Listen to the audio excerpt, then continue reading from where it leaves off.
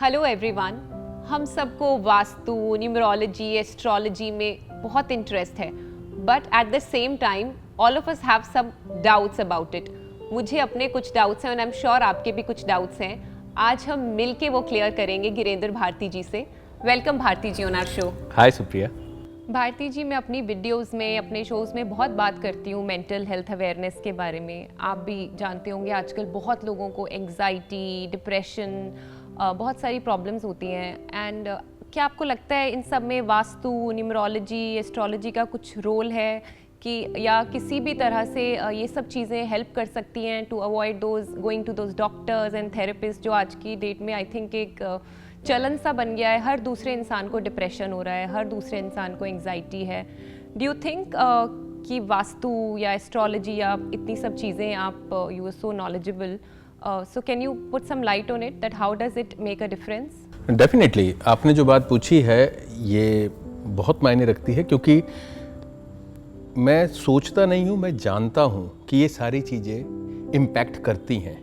हम जिस जगह पर रहते हैं, आपको जान के हैरानी होगी, 90 डेज़ के अंदर हमारी बॉडी की एनर्जी उस जगह की एनर्जी के साथ रेजोनेट करने लगती है। तो इसीलिए मंदिर में जाने का प्रचलन हुआ। हम क्यों जाते हैं मंदिर में? That is a one place जो पॉजिटिव एनर्जी से भरी हुई है। तो हम लोग वहाँ पर जाते हैं थोड़ी देर के लिए और एनर्जाइज होकर वापस आ जाते हैं। तो अगर कोई ऐसी विद्या हो जो आपके घर को मंदिर की तरह बना सके, इसीलिए हमेशा बताते हैं कि जो वास्तु एक्चुअली मंदिरों के लिए ही बनाया गया था, वो तो बाद में राजाओं ने यूज़ किया और बाद में वो लोकल पब्लिक के लिए यूटिलाइज होना शुरू हुआ।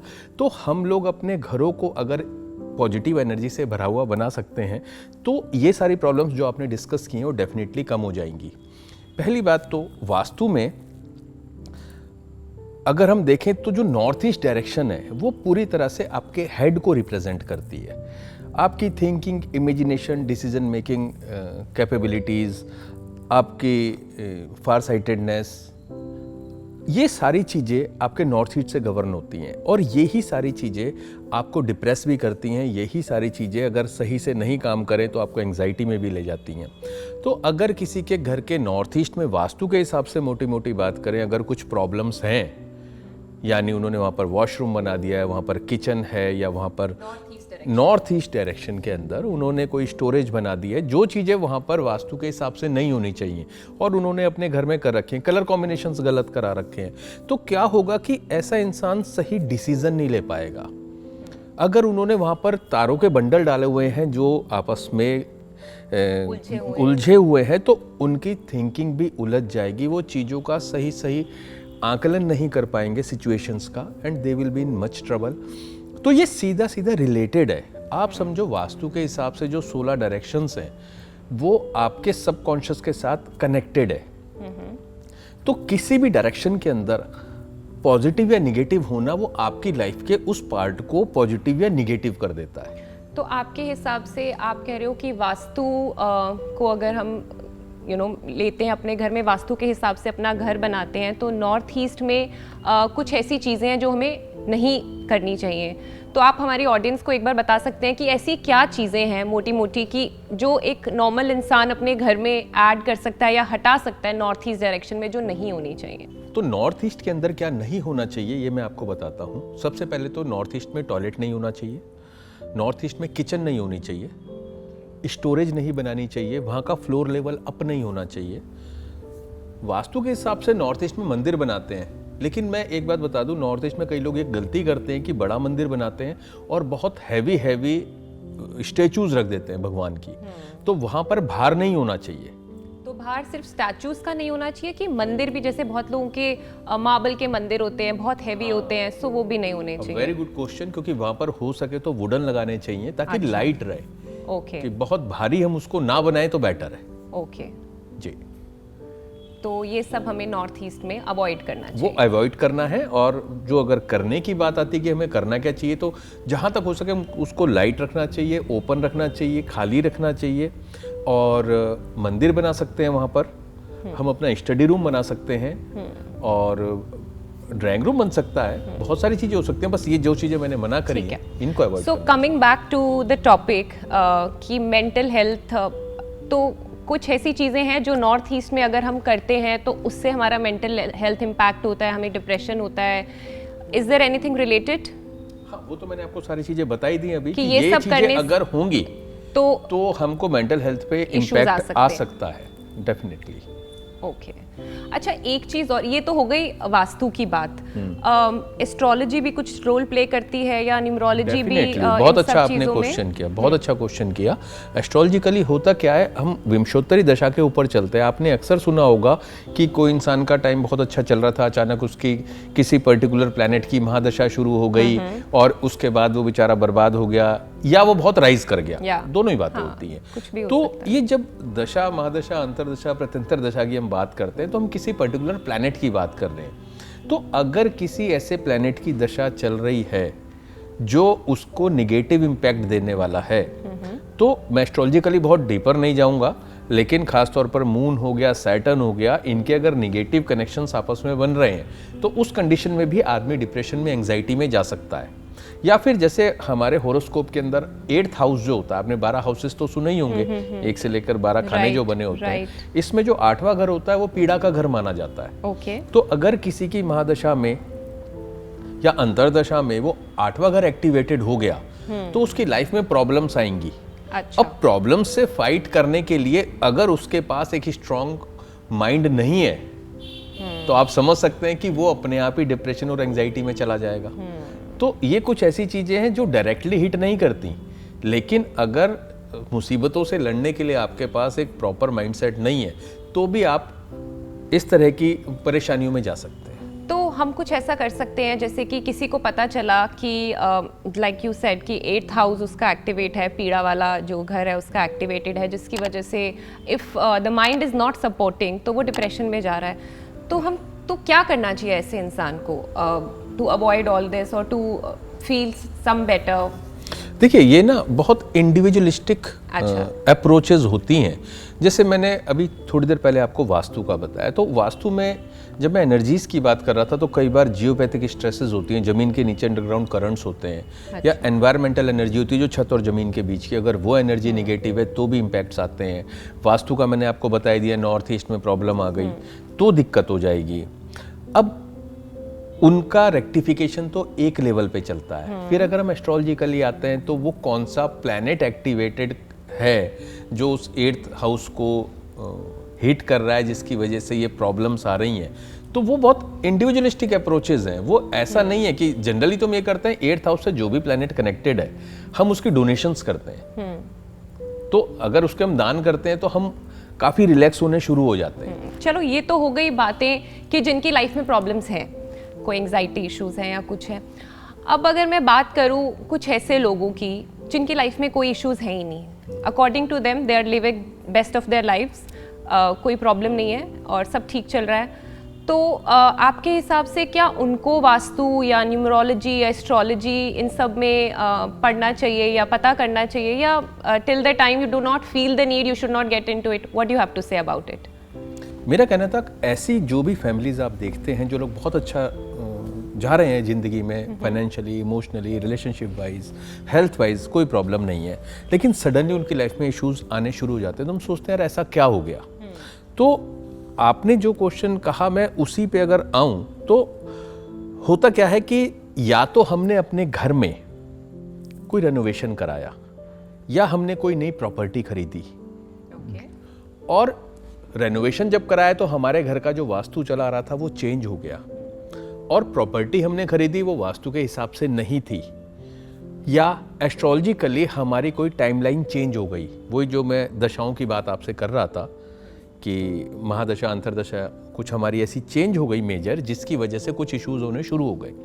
तो होता क्या है कि एक आम आदमी उस समय एकदम से पैनिक की स्टेट में आ जाता है और फिर वो भागना शुरू, थोड़े दिन तो उसे पता ही नहीं चलता कि हुआ क्या, क्योंकि उस समय तक उसे लगता है यार सब कुछ ठीक जा रहा है and I am responsible for this, तो अगर मैंने पहले ठीक कर लिया था तो मैं सब ठीक कर लूंगा. तो आपके हिसाब से it's not only the house we are living in, but even if we bought a property other than the house we are staying in, so that can also impact, कि उसकी वास्तु दशा या उसका वो सब आपकी लाइफ में इम्पैक्ट करता है, because the property is in your name now. बिल्कुल. होता क्या है कि हम उस दिन बात कर रहे थे ऐसे ही कि जब सब कुछ अच्छा चल रहा होता है तो पैसा भी इनफ्लो होता है, और जब पैसा ज़्यादा होता है तो आदमी रियल एस्टेट भी खरीदता है। तो रियल एस्टेट जब खरीदेगा और अगर उसने इस तरह की कोई प्रॉपर्टी खरीद ली जो कि वास्तुलॉजिकली परफेक्ट नहीं है और उसको प्रॉब्लम कर सकती है, तो उसके बाद वो इश्यूज अपने साथ में लेकर आनी शुरू कर देती है। तो जो आपकी बात थी, वो किसी आदमी को जब बहुत कुछ अच्छा चल रहा है, करे ना करें, तो देखिए मेरा हमेशा ये कहना होता है कि too much of good thing is always better. तो कुछ चीज़ें ऐसी हैं जो अगर अच्छी रहेंगी तो बहुत ही अच्छा करती हैं आपका। इन द सेम वे अगर सब कुछ ठीक चल रहा है और आप उस समय अपने वास्तु को, एस्ट्रोलॉजी को किसी भी एक प्रॉपर ऐसे इंसान से जिस पे आप ट्रस्ट कर सकते हो अगर दिखाते रहते हैं तो आपको प्रॉब्लम्स आती ही नहीं है। ये बिल्कुल वैसे ही है जैसे जब आप बिल्कुल ठीक होते हैं उसके बाद भी आप हर 6 मंथ्स में क्यों अपने टेस्ट कराते हैं। आपको तो नहीं कराना चाहिए, आपको यार we are perfectly healthy, manual checkups कराते हैं, मैनुअल चेकअप्स कराते हैं, जबकि सब ठीक चल रहा होता है तो भी आप ये चाहते हैं कि यार कुछ हो ना जाए। और अगर हम किसी बॉर्डर लाइन पे जा रहे हैं तो हम उससे वापस आ जाए, हम अपने लाइफ स्टाइल में चेंजेस कर लें, अपनी स्लीप को चेंज करें, खाने पीने को चेंज करें, एक्सरसाइज बेटर करें या पर्टिकुलर चीज़ों को करें। I quite like the fact the way you have explained it कि हम जैसे बिना किसी प्रॉब्लम के भी एक एनुअल हेल्थ चेकअप कराते हैं, तो उसी हिसाब से हमें वास्तु अपना चेक कराते रहना चाहिए कि हमने कोई नई प्रॉपर्टी खरीदी है तो वास्तु के हिसाब से है या नहीं है। तो accordingly even if there is no problem हमें एक्चुअली यूरोप में बिल्डिंग बायोलॉजी के नाम से एक साइंस है पूरी, और वो लोग सिक बिल्डिंग सिंड्रोम की बात करते हैं। वो कहते हैं जैसे इंसान बीमार होता है वैसे बिल्डिंग्स भी बीमार होती हैं। अच्छा, तो वो लोग उसको भी ठीक करते हैं। तो हम लोग वो रेक्टिफिकेशंस करते हैं, हम लोग वो एनर्जीज चेक करते हैं। We have instruments from France and Germany जिससे हम लोग बॉडी की एनर्जीज चेक करते हैं, एनवायरनमेंट की करते हैं, ज़मीन के नीचे की करते हैं और फिर उसको रेक्टिफाई भी करते हैं। तो वो सारी की सारी चीज़ें एक तरह से वैसी ही हो गई कि हमने किसी डॉक्टर के यहाँ जाकर अपने चेकअप्स कराए, फिर अपनी रिपोर्ट्स चेक कराई, फिर जो मेजर्स उन्होंने बताए वो हमने कर लिए, इररेस्पेक्टिव एवरीथिंग वाज फाइन। तो इन द सेम वे अगर कोई समझदार आदमी होगा तो वो अपने घर का, अपने एस्ट्रोलॉजिकल चार्ट का भी ऑडिट करा लेता है। अभी कई बार आता है ये क्वेश्चन कि यार हम तो बहुत पढ़े लिखे लोग हैं, हम तो कर्म में यकीन रखते हैं कि यार जो जैसा करेंगे वैसा हमको मिलेगा, तो हम तो हार्ड वर्क करते हैं। so many people think like that, yes. मैं यहाँ पर निदा फाजली साहब का एक शेर आपसे शेयर करना चाहूँगा कि वो कहते हैं कोशिश भी कर, उम्मीद भी रख और रास्ता भी चुन। कोशिश भी कर, उम्मीद भी रख और रास्ता भी चुन, फिर इसके बाद थोड़ा मुकद्दर तलाश कर। तो ये जो 2 लाइनें हैं ये सब कुछ एक्सप्लेन कर देती हैं कि आपको कोशिश भी करनी है, हार्ड वर्क का कोई सब्स्टिट्यूट नहीं है। कोई सोचे कि वास्तुलॉजिकली, एस्ट्रोलॉजिकली वो कुछ करके हार्डवर्क को रिप्लेस कर सकता है, ऐसा कुछ नहीं होता। आप जितनी मेहनत करेंगे डेफिनेटली वही रास्ता है आपको वहाँ तक पहुँचने का, या आप सही चॉइसेस लेंगे तो आपको सक्सेस मिलेगी। हाँ। लेकिन जो बात उन्होंने कही है ना, थोड़ा सा मुकद्दर तलाश कर, तो आपने सबसे ज़्यादा ये टर्म देखी होगी कि एक बहुत ही टैलेंटेड आदमी आपकी लाइफ में भी आसपास बहुत सारे होंगे और कहीं नहीं पहुँच पाए। क्या कहेंगे? तो आपको लगता है वास्तु से, एस्ट्रोलॉजी से इंसान अपना मुकद्दर बदल सकता है? देखिए, बदल तो तब पाएगा अगर उसको सही इंसान मिल जाएगा जो उसको गाइड कर सके। बट ये तो हो गई उन लोगों की बात जो ये अफोर्ड कर सकते हैं एक वास्तुकार को हायर करना या न्यूमरोलॉजिस्ट के पास जाना। There are so many people who can't afford, like people are not rich enough or wealthy enough to afford somebody to make their houses as per vastu. और तो उन लोग को क्या करना चाहिए? देखिए, पहली बात क्योंकि आई एम श्योर जितने भी वास्तुकार या न्यूमरोलॉजिस्ट, एस्ट्रोलॉजिस्ट जितने भी मैं जानती हूँ, they charge a good amount. नहीं, देखिए हर तरह के लोग हर फील्ड में होते हैं। हाँ। डॉक्टर आपको पता है ऐसे भी हैं जो 20 रुपए से शुरू होते हैं और जिनकी 2-2 लाख रुपए भी फीस होती है। मेरे को एक चीज़ याद आ गई इससे, एक छोटे शहरों में की एक घटना है, रियल स्टोरी है कि एक कोई यात्री आ रखे थे, ट्रैवलर्स थे, बच्चे की उनकी तबीयत ख़राब हो गई, ऑड आवर्स थे, तो उन्होंने पूछा वहाँ पे होटल वाले से कि डॉक्टर कोई चाहिए इस समय अर्जेंट। तो उन्होंने बताया कि पीछे वाली गली में एक डॉक्टर साहब है, आप उनको जाके दिखा लो। उन्होंने जाकर डॉक्टर को दिखाया, डॉक्टर ने सारा देख लिया। उन्होंने कहा भाई फीस कितनी? उन्होंने कहा 20 रुपये। हाँ। तो उन्होंने 20 रुपये दिए, बाहर आ गए और बाहर आकर उन्होंने दवाई नाली में फेंक दी। तो जो साथ में गया था होटल का मैनेजर, उसने कहा ये आपने क्या करा? आपने तो डॉक्टर दिखाया था। ये रियल स्टोरी मैं आपको बता रहा हूँ।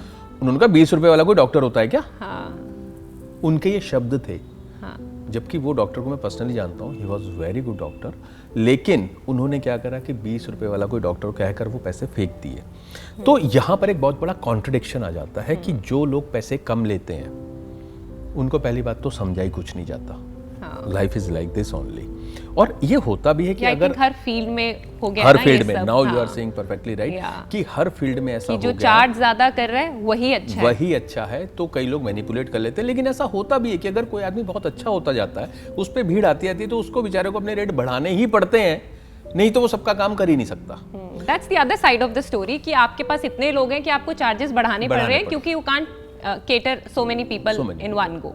यस, तो वो जो बात आपने कही कि जिस आदमी का घर है और उस पर पैसे नहीं है इतने, पहली बात तो अगर घर है तो ऐसे बहुत सारे उपाय हैं जो कोई भी करके अपनी प्रॉब्लम्स को सॉल्व कर सकता है। जैसे पूरा वास्तु 5 एलिमेंट्स के ऊपर बेस्ड है, ऐसे जो चाइनीज फेंग शुई है वो भी 5 एलिमेंट्स पे बेस्ड है।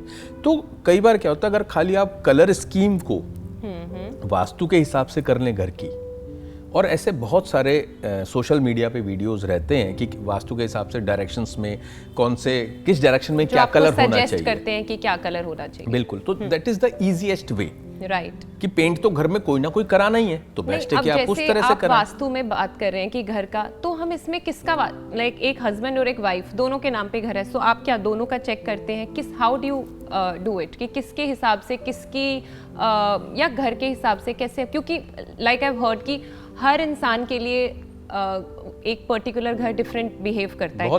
किसी के लिए वो घर अच्छा है और किसी के लिए वो घर अच्छा नहीं है। सो एक हस्बैंड वाइफ हैं, तो आप किसके हिसाब से चलते हैं, किसके वास्तु के हिसाब से वो घर आप डिसाइड करते हैं? देखिए सिंपल सी बात है, ये 2-3 लेयर्स में होता है काम। सबसे पहली लेयर्स तो है जब हम एनर्जीज की बात करते हैं, तो वो हाउस में अगर 10 लोग रह रहे हैं उनके लिए सबके लिए सेम काम करेगी। अच्छा। जो जियोपैथिक स्ट्रेस की बात करते हैं, एनवायरमेंटल एनर्जीज की बात करते हैं, तो if we change the energy positions of house, वो सबके लिए बराबर है। सेकंड पे आ गए वास्तु के लिए, तो हम नॉर्मल वास्तु लॉज की बात करते हैं, तो वो भी पूरे घर के लोगों के लिए काम करेगा प्रॉपर। अब जब हम आते हैं एस्ट्रो वास्तु के ऊपर, वहां पर हमको देखना होता है कि घर का ओनर कौन है, कौन है जो पैसे कमाता है घर को चलाने के लिए।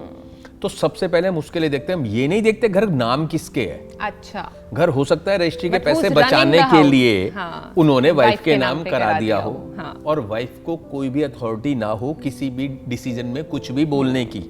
जैसा अक्सर होता है, who is running the show is our hero.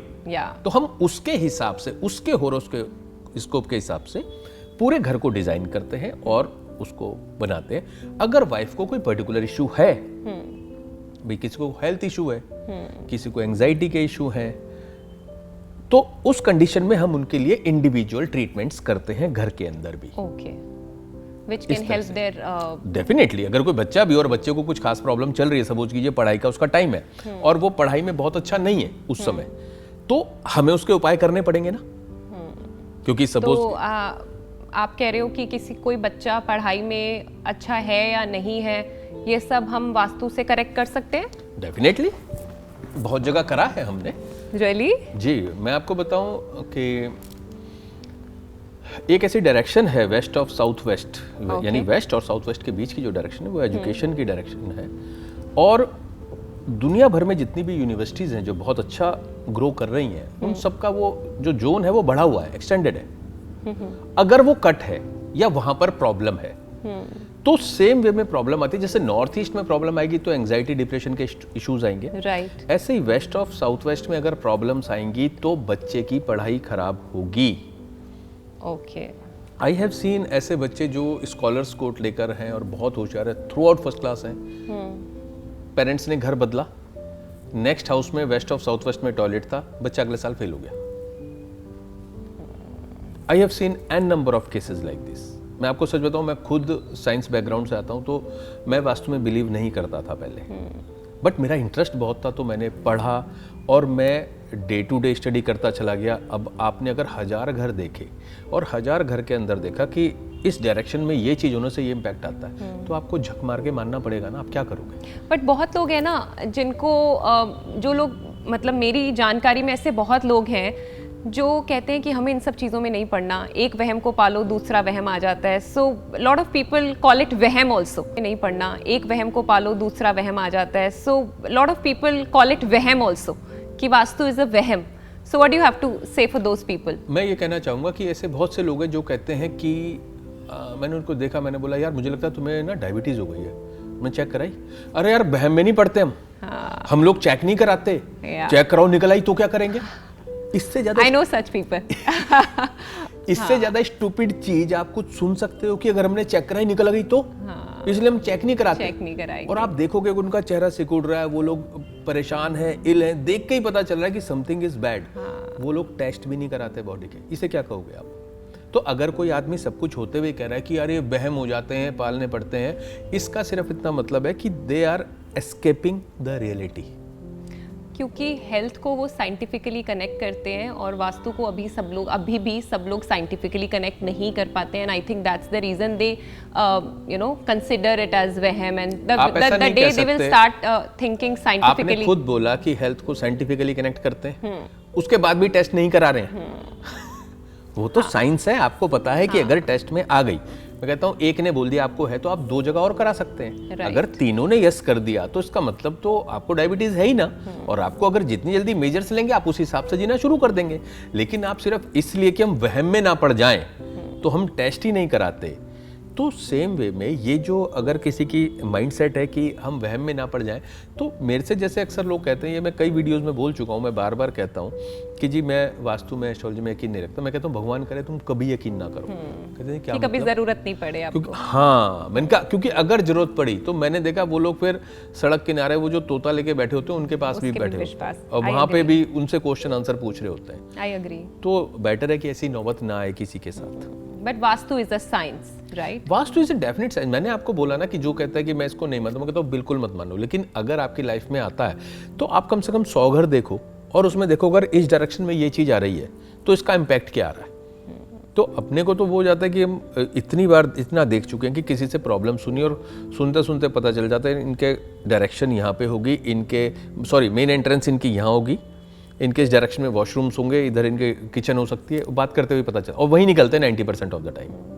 आप सोचिए, तो इतना इम्पैक्ट करता है। तो जैसे कि आप एस्ट्रो वास्तु की बात करते हैं, तो इसमें क्या होता है कि आपको आप घर जाए बिना भी किसी की यहाँ बैठ के डेट ऑफ बर्थ के हिसाब से देख के आप चेक कर सकते हैं कि इसके घर में ये ऐसा नहीं होना चाहिए और वैसा नहीं होना चाहिए। You can you sit at a place and you can बिल्कुल। ये तो जैसे हमने हॉरोस्कोप देखा, हमें उससे ही पता चल जाता है। अब होता क्या है कि जो एस्ट्रो वास्तु है वो वास्तु से काफी डीपर जाता है, क्योंकि एस्ट्रो वास्तु में क्या है, हमने हॉरोस्कोपिकली देखा कि इस इंसान के लिए क्या इंपॉर्टेंट है। वास्तु के हिसाब से मैंने अभी खुद बोला था कि नॉर्थ ईस्ट में मंदिर होना चाहिए। बच्चे को भी पता है, जो 30 रुपए की किताब पढ़ता है वास्तु की, वो भी जानते हैं कि नॉर्थ ईस्ट डायरेक्शन में मंदिर होना चाहिए। अब नॉर्थ ईस्ट में मंदिर होना चाहिए तो ठीक है, लेकिन हमारे लिए मंदिर जो है जुपिटर की एक्टिविटी है और नॉर्थ ईस्ट डायरेक्शन हो गई। ये अगर हम कुंडी में देखेंगे तो जहां पर 9 नंबर राशि लिखी होती है, यानी सेजिटेरियस जहां होती है, वो डायरेक्शन नॉर्थ ईस्ट है। तो अगर किसी के हॉरोस्कोप में जुपिटर का हिट ऐसे हाउस पे आ रहा है जहां पे 9 नंबर राशि लिखी है, उस आदमी ने अगर नॉर्थ ईस्ट में मंदिर बना दिया तो उसको बहुत प्रॉब्लम हो जाएगी। अच्छा, तो ये सबका अपने ये इंडिविजुअल हो गया। तो ये हमको उसमें कुंडली में देख के ही पता चल जाता है। तो अगर वो प्रॉब्लम आ रहा है, हम पूछते हैं यहाँ पे ऐसा तो नहीं कर रखा, कि जी कर रखा है, तो उसको शिफ्ट कर दो थोड़ा सा, चीजें ठीक हो जाती हैं। ये तो हो गई घर की बात, मेंटल स्ट्रेस, ये सब। मैं आपसे एक छोटी सी एक बात बताती हूँ। एक बार मुझे कहीं किसी डॉक्यूमेंट पे साइन करने थे, तो मैंने साइन किए, एंड जैसे बहुत लोगों को आदत होती है, मेरी आदत है कि साइन के बाद एक ऐसे नीचे एक line and then dot, finish. तो the person told me you should not do this, कि लास्ट में एक डॉट नहीं लगाओ। ये सब भी कुछ चीज़ें होती हैं, ऑल दीज थिंग्स मैटर। ये मेरा personal experience, I was very curious to know if all these things work, कि एक साइन के बाद डॉट नहीं लगाना चाहिए, नीचे लाइन नहीं, या जो भी। नहीं, आपके सिग्नेचर में कुछ मैटर करता है कि आप किस तरह से मैटर सिग्नेचर करता है। आप पहले मेरे से क्वेश्चन पूछ रही थी डिप्रेशन के बारे में, एंग्जाइटी के बारे में। आप एक बात हमेशा ध्यान रखना, और अपने फैमिली मेंबर्स के लिए खास तौर पे, जब भी कोई सिग्नेचर करता है तो या तो वो स्ट्रेट करेगा, या वो अपवर्ड स्लैंट में करेगा, या वो डाउनवर्ड स्लैंट में करेगा। तो जब कोई स्ट्रेट सिग्नेचर्स करता है, वो ये शो करता है कि वो लाइफ में पूरी तरह से सेटिस्फाइड है। ओके। और मोटिवेशन की कमी है। मोटिवेशन की कमी है, मतलब वो कंटेंट है, and there is no zeal to grow. अगर वो अपवर्ड स्लैंट में करता है और 30 डिग्री तक का अगर अपवर्ड वाला एंगल आ रहा है, तो he is well motivated person, वो बहुत अच्छी बात है। I am happy to know that I do this 30 degree. हाँ, बहुत अच्छी बात है। लेकिन जिनका 45 डिग्री या उससे अबव, कई लोग मैंने देखे बिल्कुल सीधा करते हैं, टेढ़ा कर देंगे बहुत ज्यादा। तो वो लोग ना, मैंने देखा है लाइफ में इतने ज्यादा मोटिवेटेड होते हैं कि वो बाय हुक और बाय क्रुक, सही या गलत, किसी भी तरीके से उन्हें ऊपर पहुंचने की जल्दी होती है, और वो लोग अक्सर मार खा जाते हैं जिंदगी में। तो अगर कोई बहुत ज्यादा ऊपर कर रहा है 30 डिग्री से ज्यादा, तो उनको पहली बात तो वापस लाना चाहिए, थोड़ा सा 30 डिग्री तक रखना चाहिए। मैं क्या बताना चाह रहा था आपको कि अगर कोई इंसान नीचे की तरफ को सिग्नेचर करके ले जा रहा है, तो आपको हमेशा अवेयर रहना चाहिए कि वो बंदा डिप्रेशन में है या जा रहा है, और वो सुसाइडल अटेम्प्ट कर सकता है।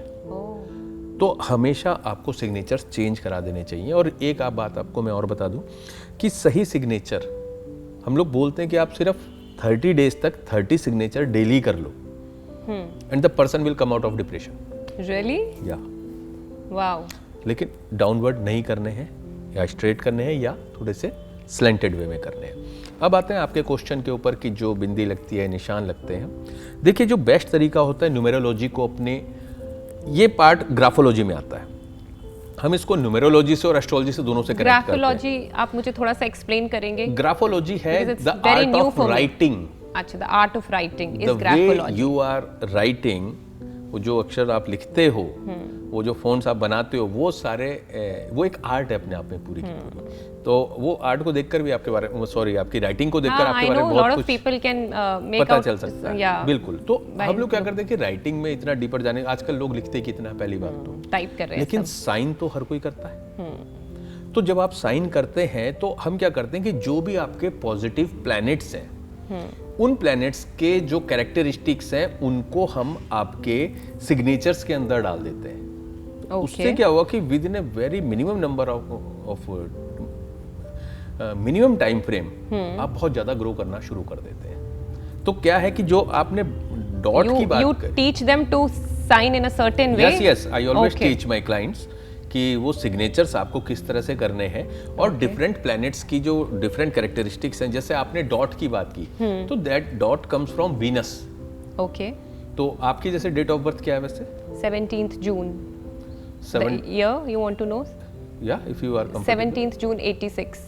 17th June 86। तो 17 से आपका बन गया 8, 1 and 7। अगर हम पूरे को जोड़ें तो 7 + 1 is 8,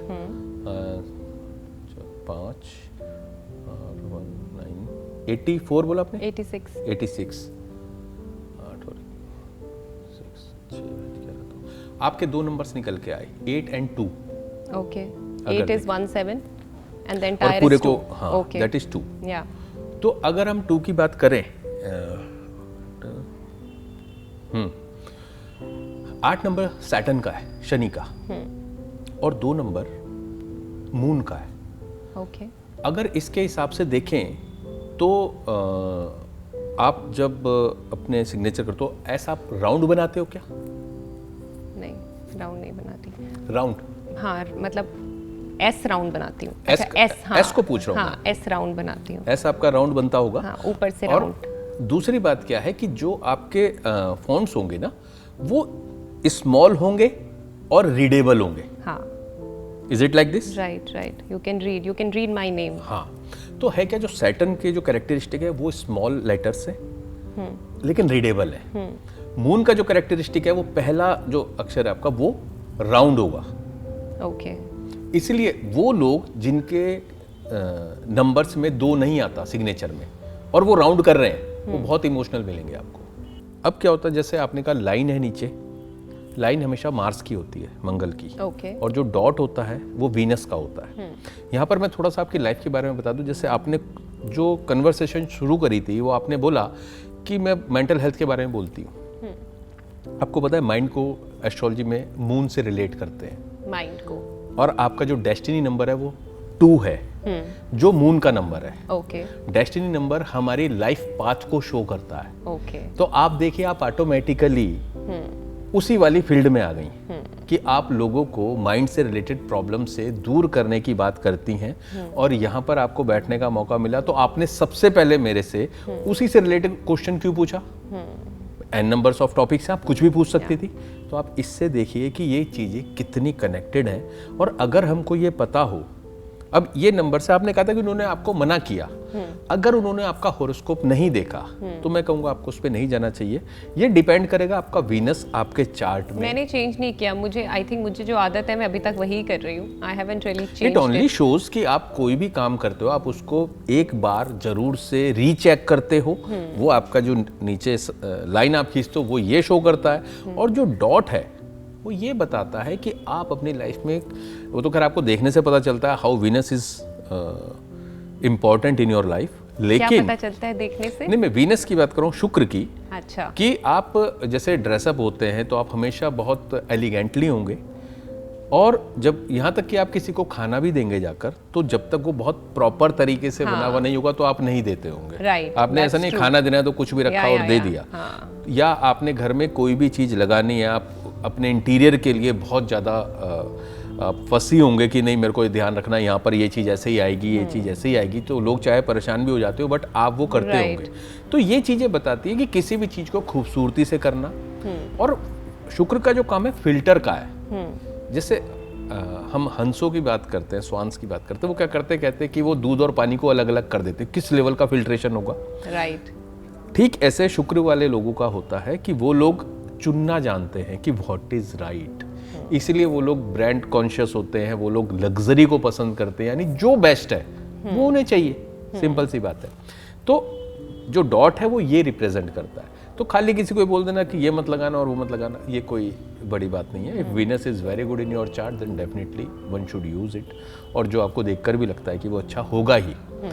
तो ये सिग्नेचर्स का बहुत ज़बरदस्त इम्पैक्ट है। और ये जो नंबर्स हैं अलग अलग, ये यही शो करते हैं। जैसे 2 नंबर है वो शो करेगा कि you are very emotional also.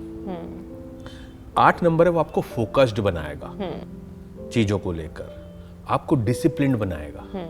तो अगर आप डिसिप्लिन्ड बने रहोगे, अगर आप अपनी डे टू डे एक्टिविटीज़ को, अपने डेली रूटीन को मेंटेन रखोगे, आप फोकस्ड रहोगे, आप अपने इमोशंस को प्रॉपर वे में यूज करोगे, यानी निगेटिविटी की तरफ नहीं जाओगे। वो आप कहाँ से जाओगे? आप तो दूसरों को बाहर निकाल रहे हो। तो डेफिनेटली जो दूसरों को बाहर निकालने के लिए अच्छा काम करेगा तो खुद का को डिप्रेशन में जाएगा या निगेटिविटी में जाएगा। तो आपकी लाइफ बहुत अच्छी चलती रहेगी। तो आपने एक ये बहुत सही बात की कि आपने बोला जैसे कि नंबर 8 डिसिप्लिन के लिए है, या नंबर 2 इमोशंस को शो करता है। तो मैं एक्चुअली इस चीज़ से रिलेट कर सकती हूँ कि मैंने अपनी ज़िंदगी में ये चीज़ देखी है। When I am not a disciplined person, I am मैं बहुत इमोशनल, देयर आर टाइम्स, हर किसी की लाइफ में आते हैं when you are very emotional and you are not playing discipline, you are not disciplined in a certain manner which you are supposed to be, नहीं है, कुछ डिस्टर्ब है, तो मेरी लाइफ में एक के बाद एक चीज़ें खराब ही होती चली जाती हैं। तो मैंने अपनी लाइफ से ये तो सीख लिया। मुझसे एक्चुअली ये लोग, बहुत लोग पूछते हैं कि how do you manage so many things, आप शूट भी कर रहे हो, आप इवेंट्स भी जा रहे हो, आप अपना घर भी देख रहे हो, ये सब। तो मेरा उसका एक ही आंसर होता है, because I am very disciplined. और मैं जब तक डिसिप्लिन्ड हूँ तब तक मेरी सब चीज़ें बहुत परफेक्ट चलती हैं। The moment I stop being discipline, मेरी हर चीज़ खराब होने लगती है। That I have realised in my life कि for me at least discipline is very important. तो I think maybe that's connected to number 8। बहुत अच्छी चीज़ निकल के आ गई, क्योंकि जैसे 2 नंबर है वो केयर का है, मतलब it shows that you are a very caring person also, और केयर आपको पसंद भी होगी, दोनों ही चीजें। राइट, ठीक है ना। तो ऐसे ये जो 9 नंबर्स हैं, अब आप सोचिए 9 के 9 नंबर्स वाले लोग अगर सिर्फ अपने नंबर्स के हिसाब से अपनी लाइफ के अंदर प्रॉपर चेंजेस ले आए तो उनको प्रॉब्लम नहीं आती। जैसे किसी का 9 नंबर अगर आ रहा है, मतलब इनिशिएटर और डेस्टिनी नंबर में, जैसे मैंने अभी आपको बताया कि शुरू का नंबर जोड़ लें, वो इनिशिएटर और नंबर पूरे पूरे को जोड़ लें, हाँ, अपने जो डेट ऑफ बर्थ है, तो 2 नंबर्स निकल के आते हैं। अगर उसमें 9 नंबर आ रहा है तो 9 नंबर मंगल का है, मार्स का है, मतलब इट शोज कि आपके अंदर एक एग्रेशन होगा, आपके अंदर एक्शन भी होगा, आपके अंदर ज़ील होगी कुछ करने की। अब अगर उसका निगेटिव पार्ट देखें तो वो होगा एंगर, पॉजिटिव देखें तो वो होगा एक्शन। तो अगर वो बंदा जिम जाता रहेगा प्रॉपर्टी से रिलेटेड काम करेगा, यानी जमीन से जुड़कर रहेगा जिसको कहते हैं, और अननेसेसरी एंगर नहीं करेगा। मैं ये कभी नहीं कहता कि एंगर कभी होगा ही नहीं, क्योंकि जिसमें एंगर नहीं है तो उसके जीने का भी कोई मतलब नहीं। Anger is only an emotion जिसको एक सही जगह पे हमको यूज करना चाहिए कभी कभी। लेकिन अगर उसने गलत जगह पे एंगर नहीं करा और अपने एक्शंस को कंट्रोल रखा, जिम जाता रहा, फिजिकल एक्टिविटी में हमेशा इन्वॉल्व रहेगा, वो हमेशा मस्त रहेगा, उसके सारे काम बनते रहेंगे। For number 9। For number 9। Okay. ऐसे अगर नंबर 3 की बात करें, that is from for Jupiter. तो जिनका नंबर 3 आता है वो लोग इनिशिएटिंग नंबर या द ओवरऑल नंबर, कोई भी नंबर, कोई भी नंबर अगर आ रहा है, तो होता क्या है कि 3 नंबर हमारा जुपिटर का है, वो आपको बहुत ज्यादा इंसाइट्स देता है। वो स्ट्रेटेजी बहुत अच्छी बनाते हैं, और वो जुपिटर चीजों को बड़ा करते हैं। वो क्या करते हैं, बहुत कुछ बड़ा करना चाहते हैं अपने जीवन। I know somebody with number 3 and you are very absolutely right about the person. अब इसमें ना एक बड़ी प्रॉब्लम हो जाती है कई बार कि जुपिटर को, जो भी 3 नंबर वाले लोग आपको मिलेंगे, आप उनसे आंख बंद करके बोल दो कि आप अपने सिग्नेचर का पहला जो अक्षर है वो बड़ा बनाते होंगे, हमेशा बड़ा बनाएंगे। हाँ। तो वो प्रॉब्लम कहाँ आती है, जैसे कोई हाउसवाइफ है, अब उसका 3 नंबर आ गया, तो मैंने ऐसे बहुत लोग देखे हैं, ऐसी फीमेल्स बहुत डिप्रेशन में, एंजाइटी में आ जाती हैं। क्यों? क्योंकि वो करना चाहती हैं बहुत बड़ा, उनको इनसाइट्स आ रही हैं, उनको आइडियाज आ रहे हैं, लेकिन उनको रास्ता ही नहीं है, नहीं मिल रहा, उनको घर वाले बाहर भी नहीं निकलने दे रहे। तो वहां पे वही बात आती है जिस चीज के लिए आप काम करते हो, कि जो फीमेल्स घर से बाहर निकल के काम करना चाहती है लेकिन नहीं कर पाती, तो ऐसे में अगर उनका 3 नंबर भी आ रहा है तो वो और एक बहुत बड़ी पिटी हो जाती है कि वो बेचारे becomes all the more problem for them. हाँ, क्योंकि वो इंटरनली जो उनका सॉफ्टवेयर है वो डिजाइंड इस तरीके से है कि वो लाइफ में बहुत बड़ा कर सकती हैं, और उनको आइडियाज भी हैं, लेकिन उनको अगर रास्ता नहीं मिलेगा, तो ये आप वैसे समझो कि कुछ सीड्स आप लेकर आए अपने गार्डन के लिए, और आपने एक कांच के जार में रखी और ऊपर से लीड लगा दी और उसको रख दिया। आप उसको 20 साल भी रखे रखो, उसमें कुछ बनेगा क्या? तो ऐसे लोगों की वो कंडीशन हो जाती है, तो वो लोग घुटते हैं अंदर से, तो ये प्रॉब्लम होती है। अब ये मैं नंबर्स के बारे में बता रहा था कि अगर ऐसे लोगों को करना है, उनको जुपिटर के बाकी गुणों को अपने अंदर इनकलकेट करना चाहिए, क्योंकि जुपिटर बताता है रिलीजन को, जुपिटर बताता है गुरु को, जुपिटर ये बताता है विजडम को। तो अगर वो अपने को रिलीजियस बुक्स को पढ़ने में लगाएंगे, अगर वो किसी अच्छे इंसान को अपना गुरु बनाएंगे, या खुद गुरु बन के लोगों की प्रॉब्लम को सॉल्व करने की कोशिश करेंगे, लाइफ कोचेस बन सकते हैं। और आज के टाइम में तो बहुत सारी ऐसी चीजें जो आदमी घर बैठकर सीख भी सकता है और कर भी सकता है। तो मैं बताता हूँ, उनका जो मेंटल एंग्विश है वो पूरी तरह से कन्वर्ट हो जाएगा पॉजिटिविटी के अंदर। इसी तरह से मैं आपको बता रहा था नंबर 6 के बारे में। Number 6 is Venus. तो जैसे मैंने अभी आपको बताया कि वीनस की जो अगर उनका नंबर 6 आ जाता है कहीं से, तो उन लोगों के अंदर उनके जो सिग्नेचर्स होते हैं बहुत ही ब्यूटीफाइड होते हैं, अच्छा, खूबसूरत होते हैं, और डॉट तो जरूर लगाते हैं, चाहे 1 लगाएं चाहे 2 लगाएं। तो होता क्या है कि वीनस वाले बहुत ही वेल मेंटेन्ड होते हैं, वो लोग अपना बहुत ध्यान, उनको खूबसूरत दिखना है हमेशा, चाहे एज कितनी भी हो जाए, but they will look elegant. दूसरी बात मैंने जैसे बताया कि वो लोग अपने घर को, अपने सामान को, या अगर किसी को खाना भी देंगे या अपने आप जैसे कपड़े पहनेंगे, वो ड्रेसअप में ऐसा नहीं ऊपर कुछ नीचे कुछ पहन लिया, उनको हमेशा स्टाइलिश ही चाहिए, प्रॉपर मैचिंग ही चाहिए। तो वीनस वाले के साथ प्रॉब्लम कहाँ आती है कि अगर उनको उस लेवल की लग्जरी नहीं मिली जो उनको चाहिए, तो दे विल फील बैड। तो ऐसे में मैं ये कहना चाहूँगा कि अगर कोई आदमी 6 नंबर का है, और वो सपोज कीजिए, हर आदमी तो फिल्म लाइन में नहीं आ सकता, हर आदमी तो शोमैनशिप में नहीं होता, या वीनस से रिलेटेड काम सपोज नहीं भी कर पा रहा है और एंग्विश में है, तो उनको बाकी चीज़ें जो क्वालिटी हैं वीनस की वो याद रखनी चाहिए। वैसे शुक्र जैसे धन को बोलते हैं, तो पैसा कमाना सारा शुक्र के साथ आता है। तो दूसरी बात क्या है, जैसे वीनस जो है, वीनस के अंदर फिल्ट्रेशन उसका एक मेन कारक तत्व है। तो इस तरह के लोग अगर अपनी डेली लाइफ के अंदर सही और गलत के बीच प्रॉपर चुनाव करते रहेंगे, वीनस इज नंबर 6, ओके, तो उनको बहुत ज्यादा ध्यान रखना है कि क्या सही और क्या गलत है, और वो अपनी डे टू डे लाइफ की जो चॉइसेस है उसको सही से लेते जाएंगे, तो they will be very happy in their life, और वो बहुत पैसा कमा सकते हैं और लाइफ में बहुत आगे जा सकते हैं। तो ये मैं थोड़ा और क्लियर कर दूं, क्योंकि बहुत एम्बिग्यूटी है इस बात के अंदर की कि क्या चुने। तो जैसे सबसे पहले आपके यार दोस्त, आपको ये चुनना है उनको खास तौर पे कि कौन मेरे लिए सही है, Right कौन मेरे people. लिए गलत है. Right people you need and right books you need, right movies you need, right actions you need, right habits you need. तो अगर आप उसको प्रॉपर से चुनते हैं तो जो 6 नंबर वाले लोग हैं वो बहुत अच्छा लाइफ में राइज कर सकते हैं. अब जैसे ये नंबर्स की बात करते हैं, अब हम इतना नंबर्स को डिस्कस किया, तो क्या नंबर्स जैसे 2 people getting married to each other, उनके कुछ नंबर्स हैं, यहाँ पे भी नंबर्स रोल प्ले करते हैं कुछ कि इस नंबर को इस नंबर के साथ शादी होती है तो प्रॉब्लम आती है, या इसका बहुत अच्छा चलता है? ये तो बहुत कॉमन सी बात है. हाँ, क्योंकि आप देखिए जो प्लैनेट्स हैं 9 प्लैनेट्स, ये जो नंबर्स है ना अल्टीमेटली सारी कहानी ना प्लैनेट्स पे आ जाती है. मैं आपको बताऊं राइट. तो बात वही है, अगर 1 नंबर की बात करें दैट इज सन, 2 नंबर की बात करें that is moon, 3 number Jupiter है, 4 नंबर राहु है, 5 नंबर मरकरी है, 6 नंबर वीनस है, 7 number is Ketu, 8 number is Saturn, 9 is Mars. Okay. तो है क्या, इन प्लैनेट्स में भी ये एक दूसरे के शत्रु और मित्र हैं. तो अब किसी का 1 नंबर है हस्बैंड का, वाइफ का 8 नंबर है, हाँ. तो सैटर्न और सन हो गए, अच्छा. They are not friend to each other. Oh. तो इस तरीके से चीजें आपस में क्लैश भी करती Clash हैं होती हैं. और आपस में बढ़ती भी है. लेकिन मैं यहाँ पे कहूँ इसमें बहुत सारी तरह की चीजें आती हैं हस्बैंड वाइफ के, उसमें वो कभी उस पर बात करें. जैसे लर्निंग स्टाइल्स होते हैं. लर्निंग स्टाइल्स का मतलब होता है, आपने अगर शब्द सुने हो auditory, visual and kinesthetics. Okay. Auditory वो लोग होते हैं जो सुनकर सीखते हैं, अच्छा. हाँ, विजुअल्स वो लोग होते जो हैं जो देखकर देखकर सीखते हैं. सीखते हैं, हाँ. किनेस्थेटिक्स वो होते हैं जो करके सीखते हैं. सीखते हैं. राइट, आई गेट तो इट. ये हर एक का लर्निंग स्टाइल अलग है. राइट. तो मैं आपके क्वेश्चन पे दूसरी तरह से पहुंच गया कि अगर हस्बैंड वाइफ के अंदर हस्बैंड तो है विजुअल हाँ. और वाइफ है ऑडिटरी, ऑडिटरी.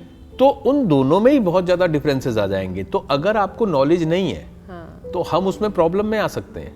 जैसे हस्बैंड अगर विजुअल है वो वाइफ को कहेगा कि चलो पिक्चर देखने चलते तो हैं. ये कैसा डिसाइड, क्या चीज डिसाइड कर दी है? ये भी ये आपकी, होती है या नहीं होती है? नहीं, तो ये भी आपका डेट ऑफ बर्थ डिसाइड करता है? नहीं, आई एम सॉरी, मैं इसको आपके साइकोलॉजी वाले पार्ट पे ले अच्छा, गया था ओके, थोड़ा सा ओके. कि दिस इज अनदर फैक्टर. तो मैं अलग अलग तरीके से आपको बता रहा हूँ कि n number of factors personality है ये, जो किसी भी इंसान की लाइफ को इम्पैक्ट कर रहे हैं. राइट.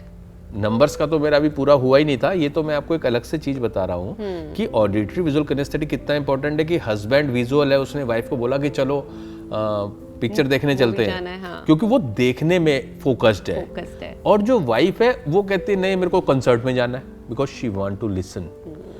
तो मैं वो नंबर्स पे ही आ रहा था जो आपकी क्लैशिंग थी ना. अगर वो समझदार हैं, उनको उस कॉन्सेप्ट का पता है, तो वो आदमी क्या कहेगा कि he knows that she is auditory, तो वो sometimes he understands and he will adjust and he will go with her. Same वैसे आपने देखा कई या आपकी फ्रेंड्स होंगी जो आते ही आपसे गले मिलती होंगी, और कई होंगी जो दूर से विश करके चली जाएंगी. तो जो भी गले मिलता आता ही आपका यार दोस्त, वो किनेस्थेटिक है. उसे बिना टच करे पता ही नहीं चलेगा. ओके. आप इस बात को समझो. तो अब नंबर्स पे आ जाते हैं वापस आपके. हमने कहा 1 नंबर और 8 नंबर. अब 1 नंबर वाला जो भी पर्सन होगा वो डोमिनेटिव होगा. जिसके भी डेट ऑफ बर्थ में 1 नंबर आएगा या 10 नंबर आएगा या टोटल 1 कितने में बनेगा, या 1 में या 10 में, आगे भी शायद बनता होगा, 19 में बनेगा. यस. तो जहां से भी 1 नंबर आ रहा है, हाँ. वो आदमी डोमिनेटिव होगा. उसमें सन की क्वालिटीज होंगी. राइट.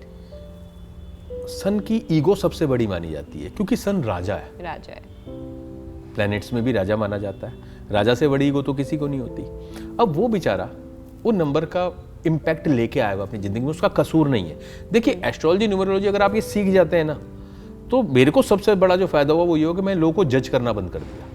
क्योंकि मुझे पता है क्योंकि उसके ग्रह या उसकी या नंबर्स हैं जो प्ले कर रहे हैं, वो क्वालिटीज वो लेकर आए हुए हैं. उसका बेचारे की मजबूरी है, वो तो जिएगा जैसे हम लोग मजबूर हैं. तो अब 8 नंबर वाला है, वो सैटर्न का है, वो फोकस्ड है. अब अगर 1 नंबर वाले को ये पता है कि सैटर्न की क्या क्वालिटीज होती हैं और सैटर्न वाले को पता है कि 1 नंबर की क्या क्वालिटीज होती हैं, और हमको साथ में रहना है सारी जिंदगी, तो क्या वो एक्सेप्टेंस आ जाएगी, एक्सेप्टेंस आएगी, हाँ. एडजस्टमेंट आएगा, और एक हैप्पी लाइफ आ जाएगी। आप which is very important I think, क्योंकि जिसको नॉलेज नहीं है इसकी, उसके लिए एक्सेप्टेंस बहुत उसके लिए मुश्किल तो है। वो कहेगा but मेरे the साथ person- ऐसा हाँ, क्यों हुआ, the मेरे को person ये who knows- पर्सन क्यों मिल गया, Yeah, उसको right. बेचारे को पता भी That नहीं है, will- वो कुछ कर ही नहीं रहा है, वो अपने को जी रहा है नॉर्मली, लेकिन आपसे वो अगेंस्ट हो गया, अपोजिट हो गया, Right, सिर्फ इतनी सी right. बात है। So सबकी personality according to their numbers different होती है, and that's how we have to accept कि हमें किसी को जज नहीं करना, क्योंकि सबकी अपनी पर्सनालिटी है, because of their numbers they are born with. आपकी इस बात से मेरे को ये समझ में आ रहा है कि एक कोटेशन है कि नॉलेज लिबरेट्स। राइट, अब आप समझते हैं कि अगर किसी को नॉलेज है तो वो लिबरेट हो गया ना, लिबरेट हो गया, राइट। तो वो डेफिनेटली वो उस रॉन्ग नोशन में नहीं है कि यार ये इंसान मेरे अगेंस्ट है, वो इंसान अपने साथ है, वो बेचारा अपने नंबर को फॉलो कर रहा है। अब जैसे 7 नंबर वाले लोग होते हैं, 7 नंबर लिब्रा का है, लिब्रा माने तराजू, राइट, वो लोग बेचारे बैलेंस से बिठाते रहते हैं सारी जिंदगी एक दूसरे के साथ। तो वो जब अगर आपको अब जैसे मैं किसी इंसान से मिलता हूँ तो मैं उसका नंबर से ही मेरे को पता चल जाता है how are they these people and how they behave and what is their personalities. और एस्ट्रोलॉजी का जब आप चार्ट देख लेते हो फिर तो आपको सब कुछ ही पता चल जाता है। लेकिन ये वाकई लिबरेट करता है अगर लोग इस बात को समझना चाहते हैं। थोड़ा सा नॉलेज हमको लेना चाहिए इन चीज़ों के बारे में कि we all are unique in so many perspectives, बहुत सारी लेयर्स हैं, और उन लेयर्स को अगर हम समझ गए और उसके हिसाब से हम बिहेव करना शुरू करते हैं तो लाइफ बहुत आसान हो जाती है। So we all are unique and we should respect everyone's individuality. Definitely, Yeah. बिल्कुल। ठीक है, तो ये तो हो गई नंबर्स की बात। अब आते हैं लोगों की डे टू डे प्रॉब्लम्स, जैसे कि भाई भाई के झगड़े हैं घरों में, हस्बैंड वाइफ की प्रॉब्लम्स हैं, किसी के बच्चे, there like number of problems. Every household is dealing with a set of problems. अब मैं देखती हूँ बहुत, विच इज़ वेरी कॉमन, आपने भी देखा होगा आसपास लोगों के घरों में 2 भाई एक साथ बड़े हुए हैं, they had like the best of bond while growing up, and then eventually पैसों को लेके प्रॉब्लम्स हैं, चीज़ों, तो ये भी यहाँ पे कोई वास्तु चीज़ें हेल्प करती हैं लोगों की लाइफ में टू रिजॉल्व सच इश्यूज, या वास्तु या numerology, so does these things help in resolving the fights and issues? Vastu and numerology, astrology, these are part of life in every field, in every aspect. तो ये impact तो 100% करती है। लेकिन ये ऐसे ही मेरा हमेशा कहना होता है कि वास्तु और एस्ट्रोलॉजी हमें तब यूज़ करनी चाहिए जब हम अपने लॉजिक को ख़त्म कर लें, जब हमें कुछ समझ नहीं आ रहा है तब हमको इसको कंसीडर करना चाहिए। लेकिन जो चीज़ें सीधे सीधे दिख रही हैं वो तो आपको करनी ही चाहिए। जैसे आजकल अक्सर होता है कि भाई जो बात आपने भाई भाई की कही, मैं अक्सर अपनी कंसल्टेशंस में देखता हूँ शायद 90% प्रॉब्लम्स इसी वजह से हैं घरों के अंदर, और यही वजह है कि लोग अब 2 बच्चे भी करना नहीं चाहते कि एक ही रहे, कि 2 होंगे तो लड़ेंगे। अभी यहाँ तक पहुँच चुकी है बात, आप खुद समझते हैं। और जब से कोर्ट ने फीमेल्स को वो पावर दे दी है कि आपको भी अपना हिस्सा मिल सकता है, तो अब तो भाई बहन की भी कोई बात नहीं रहेगी। Right, even there you can see the conflicts. Right. देखिए इसमें क्या है, जब मैं लॉजिक की बात करता हूँ तो मेरा कहना है कि सबसे बड़ा डिसीजन मेकर पेरेंट्स होते हैं, तो उनको लॉजिकली ये देखना चाहिए कि हम ऐसा कुछ होने ही ना दे कि ऐसी नौबत आए कि कल को झगड़े हो, प्रॉब्लम्स आए और इनको बांटने के लिए आपस में लड़ना पड़े। राइट। तो ये जिम्मेदारी बच्चों की नहीं है, एक्चुअली ये जिम्मेदारी पेरेंट्स की होती है। वो आपने एक कहावत सुनी होगी कि लम्हों ने खता की थी और सदियों ने सजा पाई। बट पेरेंट्स ने तो एक अपब्रिंगिंग दी है, एक सिखाया है कुछ, बट उसके बाद भी there are problems between brothers और ब्रदर सिस्टर और हस्बैंड वाइफ। सो मैं बोल रही हूँ कि ये कुछ करके, कुछ चीज़ें करके, कोई उपाय करके, are there any things which can be done to save a relationship, be it any kind of relationship? 100%, क्योंकि देखिए कोई भी जगह ऐसी होती है, अगर प्रॉब्लम पता चल गई तो सॉल्यूशन बहुत आसान है। तो जैसे आपने रिलेशनशिप की प्रॉब्लम की बात की, तो हमारे सामने अगर कोई रिलेशनशिप की प्रॉब्लम लेके आता है तो सबसे पहले हम देखते हैं कि अरे यार रिलेशनशिप प्रॉब्लम है किस किस में, वो तो हस्बैंड वाइफ में है। तो हस्बैंड वाइफ में है तो हम देखेंगे साउथ वेस्ट, यार वहाँ पे तो कोई इम्बैलेंस नहीं है। अब जो वास्तु के नियम के हिसाब से इम्बैलेंस हो सकते हैं, अगर वो वहाँ पे होंगे तो हस्बैंड वाइफ में प्रॉब्लम हो सकती है। हम कहें यार भाई भाई में प्रॉब्लम है, अब भाई मंगल से देखते हैं, अच्छा, मंगल की डायरेक्शन है साउथ, हम साउथ में चले जाएंगे। कहीं वहाँ तो प्रॉब्लम नहीं है। अब आप देखिए कहाँ से कहाँ जा रही है चीज़ें। अगर उसकी कुंडली के अंदर 11th हाउस पे हीट आ रहा है तो भाई भाई में प्रॉब्लम हो सकती है। मंगल पे कोई हीट आ रहा है निगेटिव तो भाई भाई में प्रॉब्लम हो सकती है। और उनको हम एक बार रेक्टिफाई कर देते हैं, रेमेडी कर देते हैं उसकी, तो बहुत चीज़ें सॉर्ट हो जाती हैं। जैसे आपने बोला हस्बैंड वाइफ की अगर कोई प्रॉब्लम है तो आप साउथ वेस्ट देखते हो, भाई भाई की प्रॉब्लम है आप साउथ देखते हो। तो फॉर एक ले लेते हैं एग्जांपल, कोई भी हस्बैंड वाइफ की प्रॉब्लम है और आप साउथ वेस्ट में देख रहे हो कि कुछ इशू है, तो साउथ वेस्ट में आप ऐसे कुछ छोटे मोटे उपाय होते हैं कि ये करने से, साउथ वेस्ट में ये रखने से या ये हटाने से ये रिलेशनशिप सॉल्व हो जाएंगे? आपने बहुत अच्छा पूछा, तो मैं बता देता हूँ। जैसे साउथ वेस्ट में अगर टॉयलेट है तो हटाना चाहिए, नहीं हटा सकते तो उसके सीट के 3 तरफ फ्लोर में ब्रास की स्ट्रिप लगा देनी चाहिए, मेटल की। ओके। वो नहीं कर सकते तो एटलीस्ट वहाँ पर येलो कलर का बल्ब 24 आवर्स जला देना चाहिए। उस वॉशरूम में प्लांट्स नहीं रखने चाहिए। आजकल बहुत फैशन है वॉशरूम्स में प्लांट्स रखने का। साउथ वेस्ट के वॉशरूम में नहीं रखने चाहिए। ओके। ग्रीन कलर नहीं करना चाहिए, रेड कलर नहीं करना चाहिए। ओके। और साउथ वेस्ट के जोन में हस्बैंड वाइफ की फोटो गोल्डन फ्रेम में करके लगा देनी चाहिए, उसके ऊपर येलो कलर की लाइट डाल देनी चाहिए। तो फिर तो मुझे लगता है सब घरों में सबको लगा लेनी चाहिए, so that there is no problem in any relationship. बहुत अच्छी बात बता रहे हैं। साउथ वेस्ट होना ही चाहिए डेफिनेटली। अगर साउथ वेस्ट को आप वो रखते हैं, वो आपको स्टेबिलिटी भी देता है, ग्राउंडिंग भी देता है, क्योंकि वो अर्थ एलिमेंट का जोन है। और रिलेशनशिप के लिए तो 100% बहुत अच्छा है। इसलिए मैंने वो सारे ही आपको रेमेडीज बता दी। हम वहाँ पर बर्ड्स रख सकते हैं, एक जो लव बर्ड्स आती हैं पेंगशु की, वो हम वहाँ पर साउथ वेस्ट में रख सकते हैं। हम हंसों का जोड़ा रख सकते हैं। ये कुछ ऐसी चीज़ें हैं जो रखने से रिलेशनशिप स्ट्रांग होती है। Very nice. आई थिंक काफ़ी हेल्प मिलेगी लोगों को डेफिनेटली इस से। Thank you so much Bharati ji for sharing so much knowledge with us today. मुझे तो बहुत मज़ा आया और आई एम श्योर मेरी ऑडियंस को भी बहुत मज़ा आया। We all have gained so much knowledge, बहुत ज्ञान मिला आज, एंड आई एम श्योर हम सब उसे अपनी लाइफ में अप्लाई करेंगे तो बहुत अच्छा बेनिफिट मिलेगा सबको, हमारी ऑडियंस को भी और हमें भी। Thank you so much for sharing all the knowledge with us. Thank you each one of you for being with us today, and I am sure आप सबको बहुत ज्ञान मिला आज भारती जी से। And if there are any more questions which you would want to ask him, और आपकी कोई प्रॉब्लम्स हैं जो आपको लगता है जिनके आप सोल्यूशन ढूंढ रहे हैं और आप उन्हें भारती जी से पूछना चाहते हैं, तो please write to us. Thank you.